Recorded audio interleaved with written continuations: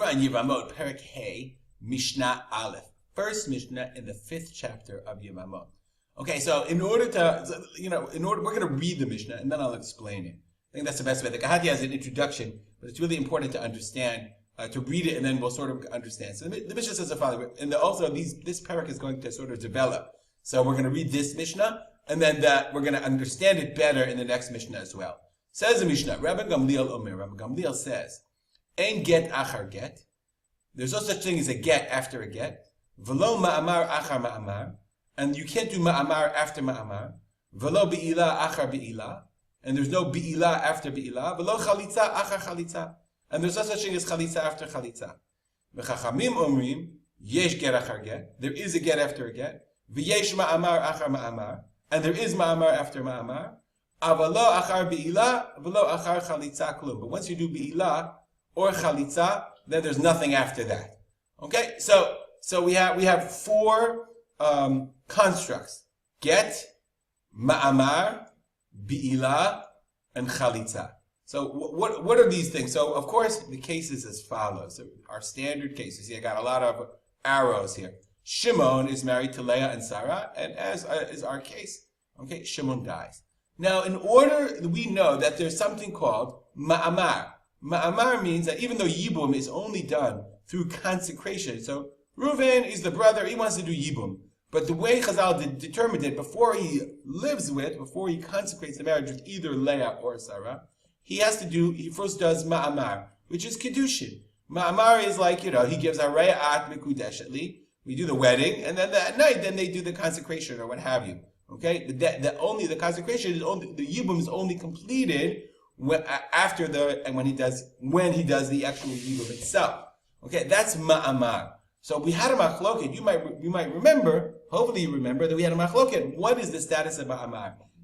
One position said it was full, but we paskin that ma'amar is only is partial, but it's a machloket. Is Leah now fully married to Reuven, and therefore Sarah is exempt? She's turah, she's done, or is Leah now when Reuven does the ma'amar? Is Leah now sort of married to Reuven, partially married to Reuven, in the process of being married, but there's still zika of Sarah for Yibum. She's still zikuka li Yibum until either chalitza, until whatever happens to Leah happens, until there's actual Yibum, until Reuven actually marries her, or until there's actual chalitza. That's a machloket, and that's the nature of the machloket we're discussing here. Now, what happens if he doesn't want to marry her? Okay, now if he doesn't want to marry her, and then he says, forget it, I did ma'amar, but I'm going to give her a get. I don't want to do yibum, I'm just going to give her a get. Are they divorced?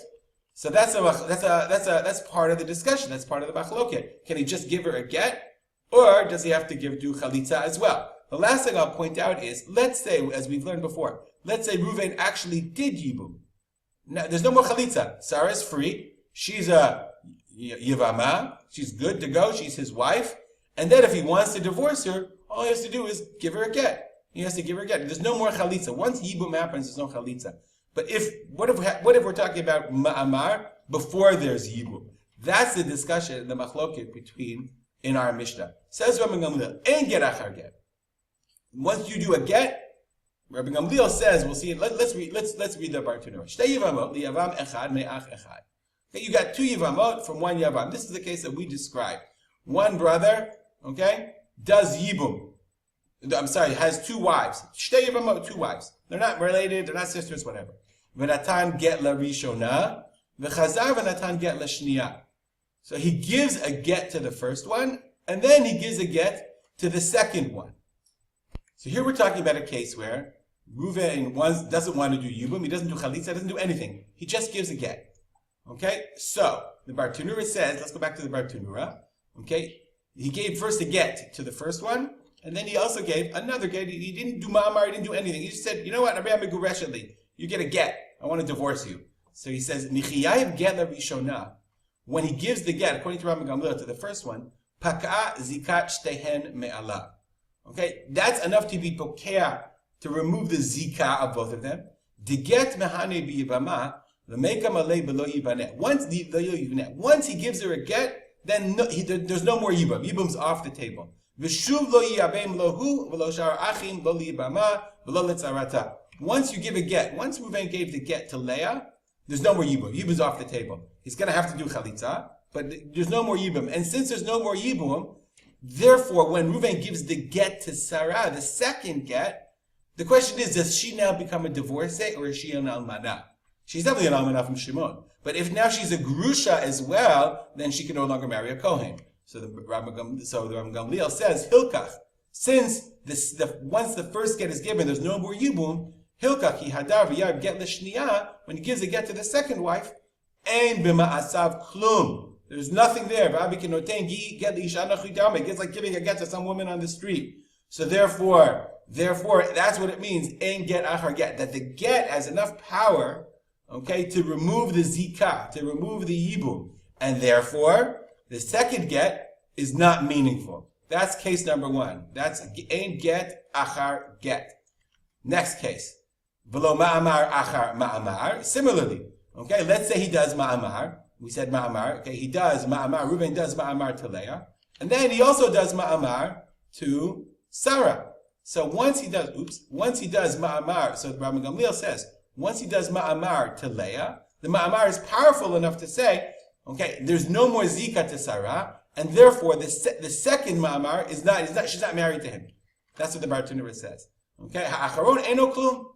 It's not a marriage. Meaning, once she does ma'amar to Leah, they're married, and therefore Sarah is asurat to him. So this second ma'amar has no effect. That's what Rama Gamliel says.